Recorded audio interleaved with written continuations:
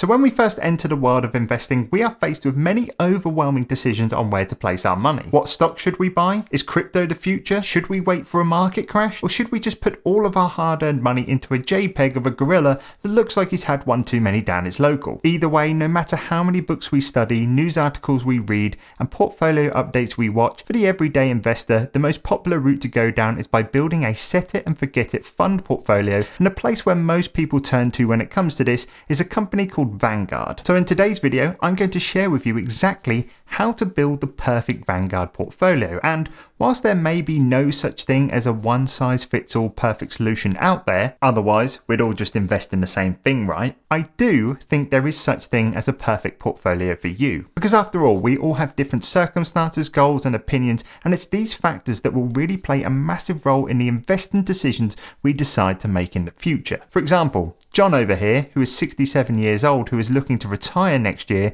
is going to have a much different looking portfolio than Danny, who is 21, who is only just getting started and has a 40-year investing plan. However, despite saying all of this, it really doesn't matter who you are, what you do, or what football team you support. Well, unless it's Ipswich, then you've pretty much got no chance. There are going to be some common factors that everyone should consider that will play a vital role in building the perfect Vanguard portfolio for you. And I think there are three main factors that we should all consider. This is diversification, fees, and then finally asset allocation. So starting with diversification, which should actually be really straightforward considering that Vanguard was actually designed with this in mind in the first place, with its legendary founder Jack Bogle once quoting, "Don't look for the needle in the haystack, just buy the haystack." Cheers, Jack. However, despite all of this, new investors still actually find a way to mess this up. Well, kinda. For example, I've seen people that have decided to invest into both the S&P 500 ETF and the All World ETF at the same time, which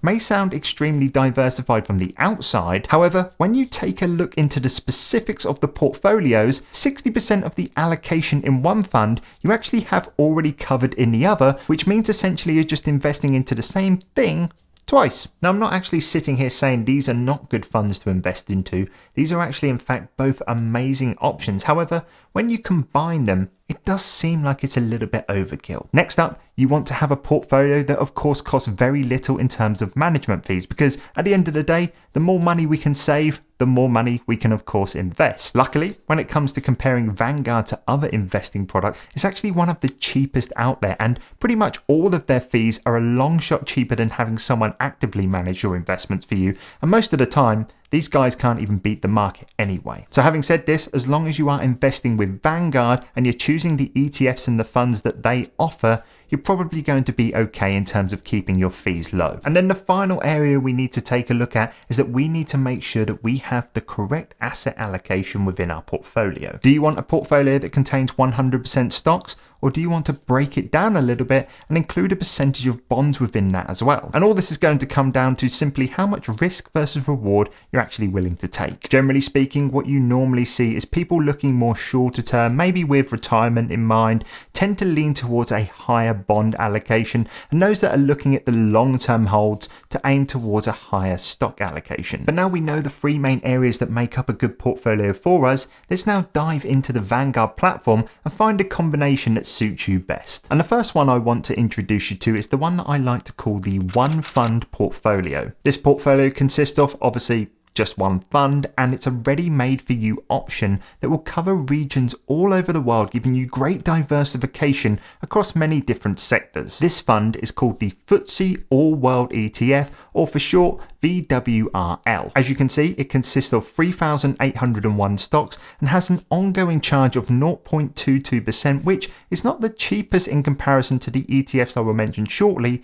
but in the grand scheme of things, when you compare it to an average similar fund elsewhere, it's still a very cost-effective way of investing into a global stock market in one go. What we can see is that over half of it covers North America, which is actually a really good thing because recently this has been by far the best performing region. region. From there, we have coverage in Europe, the Asian Pacific, emerging markets, and a really small bit in the Middle East. In terms of the person I would say this portfolio suits best, there's definitely a couple. First off, I would definitely say it suits the investor that is looking for a quick and easy way to be diversified in the market without really having to spend too much time doing any research. It also suits the investor that has a bias of American and European stocks over the rest of the world, as its allocation is heavily targeted towards those regions. And it also suits the long-term investor that is happy to keep contributing to this fund over time, that isn't worried about any short-term dips or movements in the market, as this fund includes zero bonds. One final thing to mention about this ETF is that it also pays a dividend back to its investors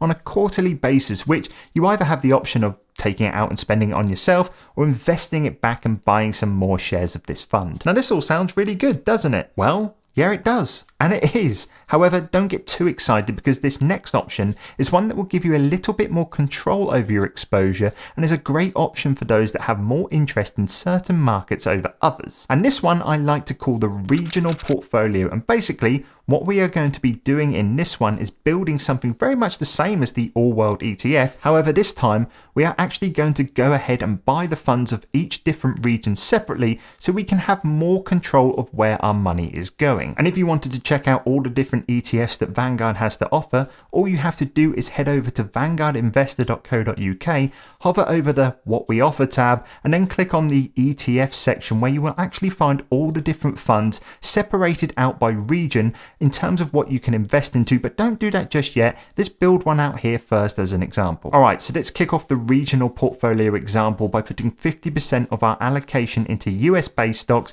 because we fully believe that the US economy is going to keep growing at the rate it is. Moving on, let's now say that because we're based in the UK, we want to invest in home businesses. We could then go and invest 20% of our money into the FTSE 100 fund that tracks the 100 biggest companies on the London Stock Exchange. From there, we could then go with 15% into the developed Europe, excluding the UK ETF, so we can get some coverage in Europe. And then finally, we can then get some exposure to the more riskier regions like the emerging markets and the Asian Pacific market by investing 7.5% into their respected ETFs on the platform. And what you can essentially see here is that we have effectively invested into the same areas, but this time we have a little bit more control over where we can allocate our money, rather than going with the pre-built fund with option 1. Once again, this option is great for the long-term investor that wants a well-rounded, diversified portfolio, an investor that doesn't mind having a few volatile years, and an investor that wants a little bit more control over their asset allocation. Now, my final option is going to be aimed at the investor that maybe has looked at the first two options and has thought, well, as much as I do like them, I just need that little bit of an extra safety margin to help me sleep a bit better at night time.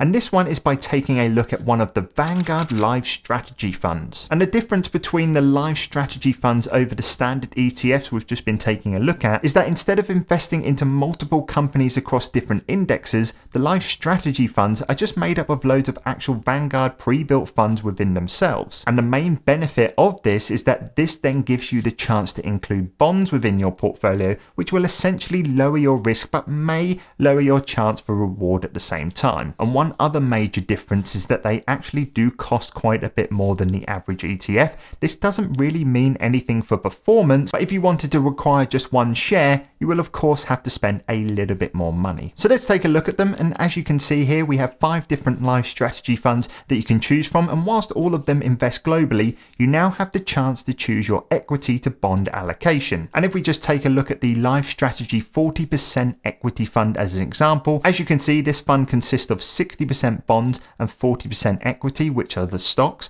The ongoing charge isn't the cheapest, but once again very cheap compared to the other investing products out there. And if we were to take a look at the portfolio data section, we can see that instead of being made up of just individual stocks, this one is actually made up of different Vanguard funds that builds this live strategy. And because this one is a bond heavy fund, you can see the different bond allocations it includes. In terms of who I think this portfolio suits best, I would definitely say the investor that doesn't want to take on as much risk, and one that doesn't mind paying a higher fee for for that to be the case. And I also think this fund suits the investor who is still thinking long term, but maybe their end goal is a little bit closer in mind to maybe those planning to invest for 10, 20, or maybe even 30 years. Question of the day: what does your perfect portfolio look like? Is it similar to one I mentioned in this video? Either way, let me know in the comment section down below, and also check out this video where I talk about some other Vanguard ETFs, and I will catch you guys in the next one. Take care.